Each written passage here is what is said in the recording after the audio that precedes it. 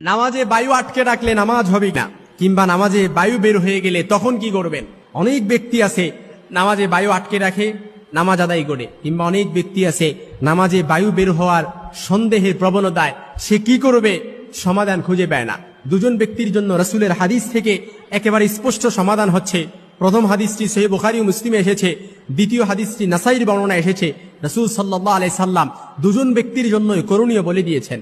প্রথম ব্যক্তি হচ্ছে নামাজে বায়ু আটকে রাখলে নামাজ হবে কিনা। এ সম্পর্কে আমরা যদি হাদিস দেখি, রাসূল সাল্লাল্লাহু আলাইহি সাল্লামের নাসাঈর বর্ণনায় হাদিস এসেছে, রাসূল সাল্লাল্লাহু আলাইহি সাল্লাম বলেছেন, অর্থাৎ সব সময় দেখবেন শয়তান আপনাকে একটা কুমন্ত্রণা দিচ্ছে। আপনার মনে হচ্ছে আমার ওযু মনে হয় নষ্ট হয়ে গিয়েছে, আপনার মনে হচ্ছে ওযু মনে হয় নাই, এরকম সন্দেহ প্রবণতা সব সময় আপনার ভেতরে কাজ করে।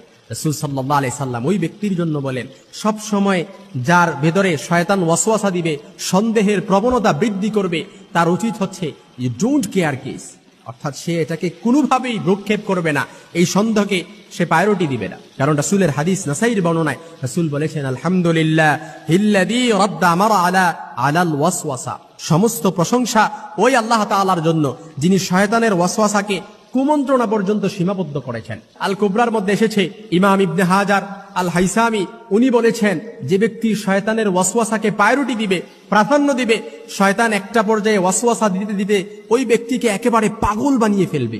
এই জন্য আপনার উচিত হচ্ছে, নাসাঈর বর্ণনায় হাদিস থেকে রাসূল যেটা সমাধান দিয়েছেন, আপনার উচিত হচ্ছে শয়তানের ওয়াসওয়াসাকে কখনোই প্রাধান্য না দেয়া। এক্ষেত্রে আপনি নামাজে বায়ু আটকে, প্রস্রাব পায়খানা, আপনার খুব প্রচুর বেগ, আপনি যদি এটা নিয়ে শুরুতে এটা বেগ হয়েছে আপনি এটা নিয়ে নিয়ত করেন তাহলে মাকরুহ হবে, কিন্তু আপনার উচিত হচ্ছে এটা শেষ করে তারপর নামাজ নিয়ত করা। কিন্তু নামাজের মধ্যে যদি এরকম হয়, আপনার উচিত হচ্ছে নামাজটা শেষ করা। কিন্তু কোনো ব্যক্তির বায়ু বের হয়ে গেছে, সে আটকেও রাখে নাই, ওই ব্যক্তি করণীয় কি?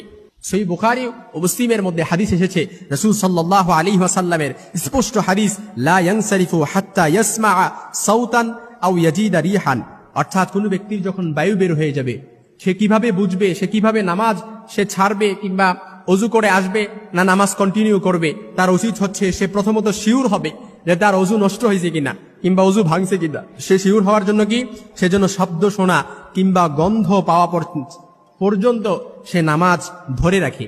অর্থাৎ আপনি শব্দ শুনছেন কিংবা গন্ধ পাইছেন, সাথে সাথে নামাজ ছেড়ে দিতে হবে। কোন অবস্থায়? আপনি যদি 10 কাতার মুসল্লির সামনেও আপনি নামাজ আদায় করেন, সাথে সাথে নামাজ ছেড়ে দিতে হবে। তারপর 1 কাতার পার হয়ে আপনি কাতারের সাইড দিয়ে তারপর পিছনে 2 হাত প্রসারিত করে আপনি বের হয়ে তারপর কোনো কথা, নিশ্চুপ থাকবেন, কোনো কথা নাই, বাড্ডা নাই, নিশ্চুপ থেকে পুনরায় আপনি ওযু করে আবার কি করবেন, একই